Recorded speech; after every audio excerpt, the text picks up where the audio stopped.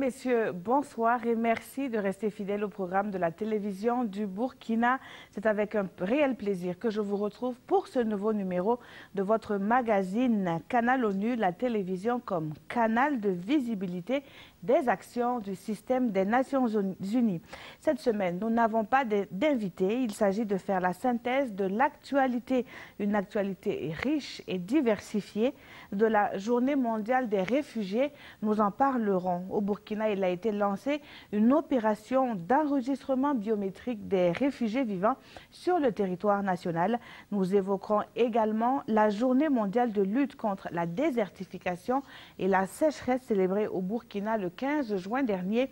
3 chefs d'État autour d'experts venus de toute l'Afrique pour une même cause, faire reculer le phénomène et favoriser l'employabilité en la matière. Et puis, en fin d'émission, nous en saurons davantage sur une production censée justement faire reculer la désertification et partant booster la production agricole de façon générale. Il s'agit de la culture du jatropha mise en valeur par un chef coutumier burkinabé et soutenu par le PNUD.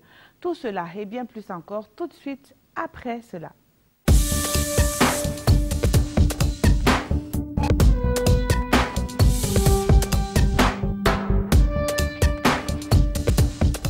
Bienvenue à tous. Il y a donc quelques jours, le 20 juin dernier, le Burkina Faso a célébré, à l'instar de la communauté internationale, la Journée mondiale des réfugiés. L'occasion pour tous les acteurs de faire une halte pour penser les conditions de vie des réfugiés. Au Burkina, plus de 90% de ces réfugiés sont d'origine malienne. L'hospitalité des hommes intègres n'est pas passée sous silence, nous dit Nathalie Sawadogo dans ce reportage.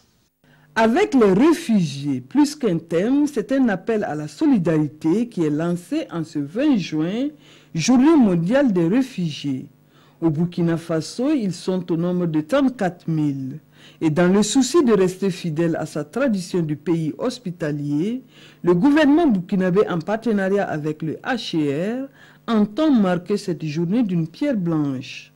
Le Burkina Faso, en vertu de ses engagements internationaux, tient à rassurer les réfugiés ainsi que la communauté internationale qu'il œuvrera autant que possible pour permettre à nos frères réfugiés de vivre en toute sécurité et dans la dignité sur son territoire, dignité humaine oblige. Qu'il est de notre devoir de les assister. En tant qu'humanitaire, je pense que je ferai tout ce qui est en mon pouvoir pour aider cette population qui est dans le besoin. 90% des réfugiés vivant sur le sol burkinabé sont des Maliens. Tout en saluant l'hospitalité du pays des hommes intègres, ils espèrent un retour rapide de la paix dans leur pays afin qu'ils puissent regagner leur patrie. L'attention que les États d'accueil et les bailleurs de fonds ont à notre endroit. Et c'est très important pour nous. Mon souhait, c'est que l'an prochain, que dans la paix et la quiétude, nous fêtons le 20 juin chez nous. Au cours de cette commémoration, les meilleurs élèves réfugiés vivant ici au Burkina reçoivent des prix. Une visite des expositions du savoir-faire de ces réfugiés a couronné la journée. Quelques jours avant cette commémoration de cette journée, le Haut Commissariat pour les réfugiés, en collaboration avec le gouvernement burkinabé, ont procédé au relancement d'une opération de recensement. Elle se veut fiable et moderne, cette opération d'enregistrement biométrique qui concerne près de 33 000 réfugiés maliens vivant au Burkina. Comment s'opère ce recensement et quels sont les enjeux? Éléments de réponse avec Ismaël Diloma Sirima. Une capture d'empreintes suivie de prise d'informations d'état civil. Et c'est parti pour l'opération d'enregistrement biométrique des réfugiés maliens au Burkina. Cette opération est conjointement menée par le gouvernement burkinabé et le Haut Commissariat des réfugiés HCR. Elle devrait toucher près de 33 000 réfugiés maliens vivant au Burkina. Qui dit biométrique dit sérieux, dit surtout l'acuité dans les informations et aussi dans les statistiques par rapport aux réfugiés. Le système se base sur la capture de l'iris et aussi des empreintes.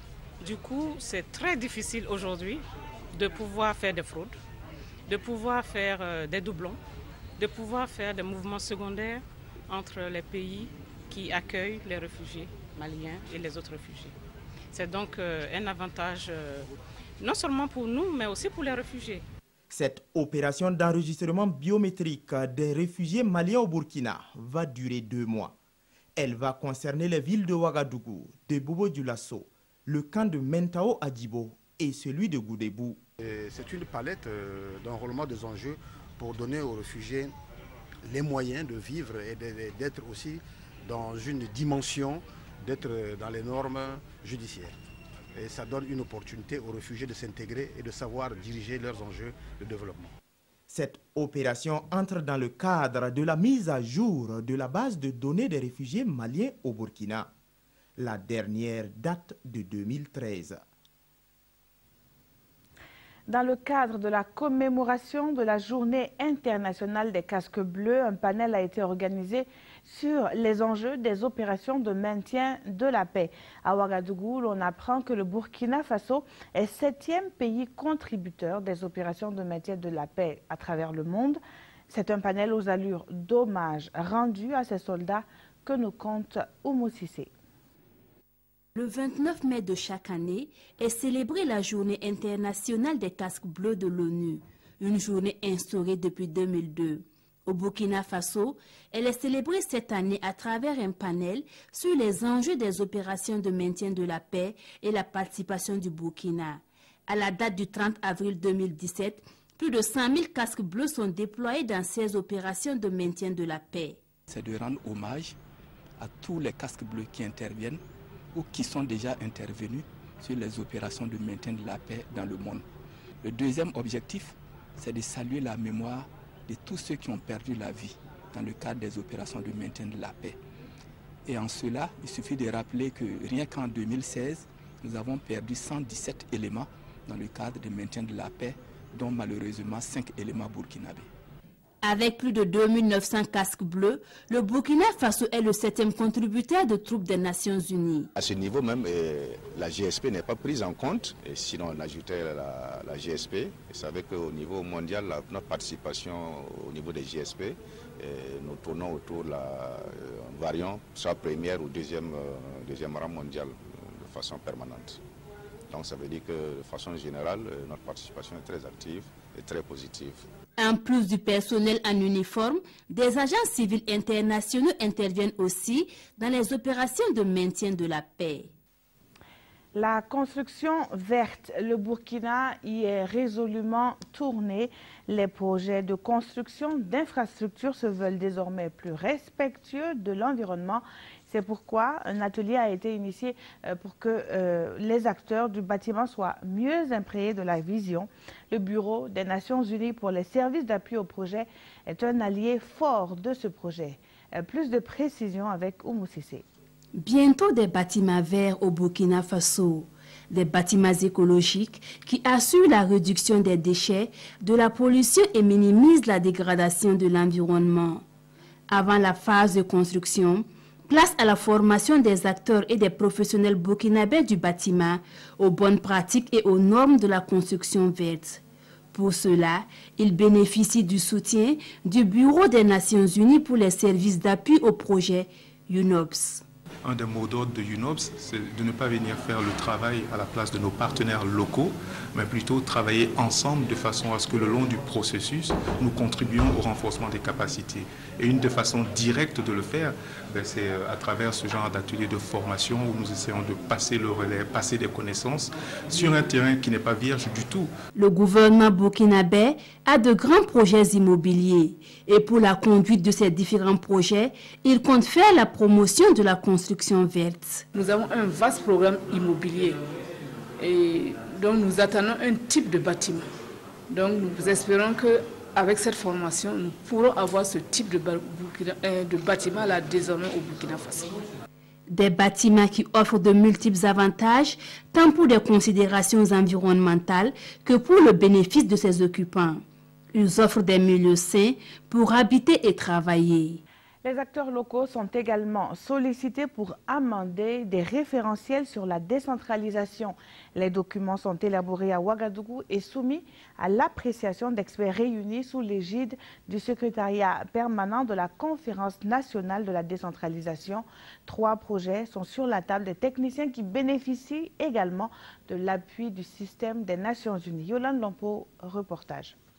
Les membres du secrétariat permanent de la Conférence nationale de la décentralisation et les partenaires techniques et financiers ont sur la table 3 projets de référentiel. La vision prospective de la décentralisation, la politique nationale et la stratégie décennale. Et il s'agit pour ces techniciens de partager le contenu de ces documents avec leurs partenaires au développement en vue de recueillir leurs commentaires et recommandations. Nous avons entrepris d'élaborer de nouveaux référentiels qui vont encadrer donc notre processus de décentralisation et nous sommes presque au bout de la chaîne et nous voulons donc partager le travail qui a été fait avec les partenaires techniques et financiers de la décentralisation. C'est vrai, ils ont participé d'une manière ou d'une autre à ces rencontres, mais aujourd'hui on veut leur présenter le document, j'allais dire, semi-fini. Une démarche saluée par le chef de file des partenaires techniques et financiers de la décentralisation. On va également saluer le processus d'élaboration de ces documents qui a été suffisamment participatif parce qu'avant cette rencontre que nous avons ce matin, il y a eu un certain nombre d'ateliers régionaux qui ont visé à recueillir les contributions des acteurs sur le terrain. Ces nouveaux référentiels qui seront bientôt mis en œuvre au Burkina Faso ont l'ambition de consolider le processus de décentralisation amorcé depuis plus de 2 décennies. La lutte contre la corruption s'appuie sur un dispositif juridique, on le sait, et ce dispositif existe au Burkina, mais il contient quelques lacunes. Des lacunes qui sont mises à nu au cours d'une rencontre organisée par l'Autorité supérieure de contrôle d'État et de lutte contre la corruption. Et pour cela, une étude est menée par plusieurs experts réunis par l'Agence des Nations Unies de lutte contre la corruption. Zoubaviel David Dabiré, reportage. La corruption est une gangrène qui ruine les efforts de développement des États et fragilise les institutions démocratiques. Fort de cette conviction, les premiers responsables de la SELC, l'autorité supérieure de contrôle d'État et de lutte contre la corruption, soumettent le dispositif juridico-institutionnel du Burkina Faso sur la lutte contre la corruption à une évaluation par les pairs. Il s'agira pour ces experts venus de l'Ouganda, du Laos et d'Autriche de mener une étude comparative en vue de déceler les lacunes et faire des recommandations pour parfaire ce dispositif. Et ce, conformément aux règles édictées par les Nations Unies sur la lutte contre la corruption. Nous, ce qu'on peut faire, et ça c'est le mécanisme d'examen de la Convention, est analyser, évaluer le cadre législatif et le cadre institutionnel et de dire est-ce que c'est en conformité avec la Convention, y a-t-il des lacunes, qu'est-ce qu'on pourrait améliorer, mais aussi d'identifier des bonnes pratiques. Pour la SELC, cet exercice est le bienvenu en ce qu'il permettra d'améliorer les textes et de lutter efficacement contre les nouvelles formes de corruption. Chaque fois que l'on affirme que le Burkina Faso est en phase ou pas, il faut donner des éléments de preuve. C'est-à-dire, si nous disons que nous avons des textes qui préviennent la corruption, par exemple l'obligation de rendre compte, il faut que nous donnions les dispositions qui existent. Ces travaux prévus pour durer 3 jours seront sanctionnés par des recommandations et l'implication du Burkina Faso dans un dispositif transfrontalier de lutte contre la corruption. Revenons à présent sur la commémoration de la Journée mondiale de lutte contre la désertification et la sécheresse. Ouagadougou a réuni plus de 400 experts nationaux, régionaux et internationaux. La capitale burkinabé a également accueilli les chefs d'État maliens et nigériens, tous concernés par cette lutte. L'ouverture des travaux à suivre avec Tanga Kafando. En prenant l'exemple sur le Burkina, le ministre de l'Environnement, de l'économie verte et du changement climatique, Bathio Bassière, a tiré la sonnette d'alarme sur la dégradation des terres, les conséquences sur la vie des populations et l'urgence d'agir maintenant. Aujourd'hui, c'est qu'au Burkina Faso, nous assistons à la dégradation continue à hauteur de 470 000 hectares dégradés par an. Le cumul sur les 11 années dont nous avons la situation nous donne pratiquement 5 millions d'hectares dégradés qu'il va falloir neutraliser en récupérant autant et en luttant bien sûr contre les dégradations à venir. Et à cette rencontre, il est temps de discuter, de partager les bonnes pratiques en matière de récupération des terres dégradées, mais aussi de prendre des engagements au niveau pays comme au niveau régional, sous-régional et international pour mettre fin aux migrations. Cette journée permettra au Burkina Faso de présenter les bonnes pratiques et de faire les plaidoyers pour nous permettre de pouvoir mobiliser l'ensemble de nos partenaires pour nous accompagner dans la mise en œuvre de notre politique en matière de dégradation, de récupération et de fixation des populations. Cette cérémonie d'ouverture est suivie d'un colloque de haut niveau dont les résultats vont servir de guide d'action pour endiguer le phénomène à l'horizon 2030. Et oui, Tanga Kafando, la rencontre de haut niveau a confirmé que l'urgence est la lutte contre la dégradation des sols et le partage d'expériences en matière de récupération des terres dégradées. Et pour cela, un triptyque est dans le viseur: soutenabilité, stabilité et sécurité dans la sous-région et en Afrique.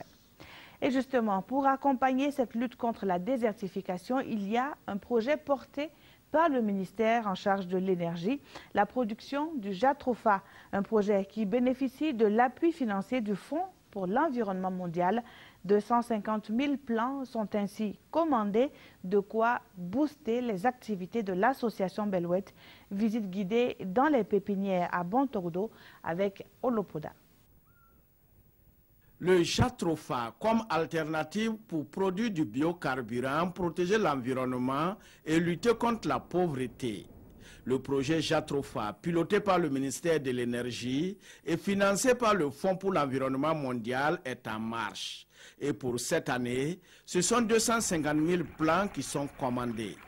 Ici, dans les pépinières du Lale Naba Tigré à Bantordo, dans la commune rurale de Surugubila, toutes les parties prenantes veulent s'assurer que les plantes seront disponibles à bonne date. Dans le plan de travail 2017 du projet, il était prévu donc que l'on achète des plants pour aller regarnir des terrains où il y a des producteurs qui sont intéressés par la culture du Jatropha.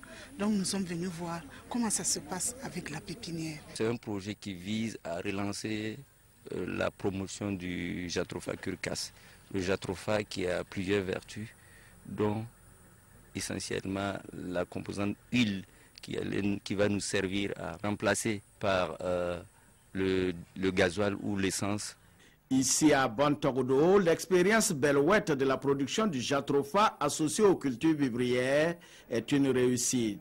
Et pour Belouette, le projet Jatropha est salutaire à plus d'un titre. Après 9 années, avoir la confiance, avoir l'assurance du PNUD et du ministère de l'Énergie pour continuer le projet Jatropha au profit des paysans afin de lutter contre la pauvreté et restaurer nos sols qui sont dégradés.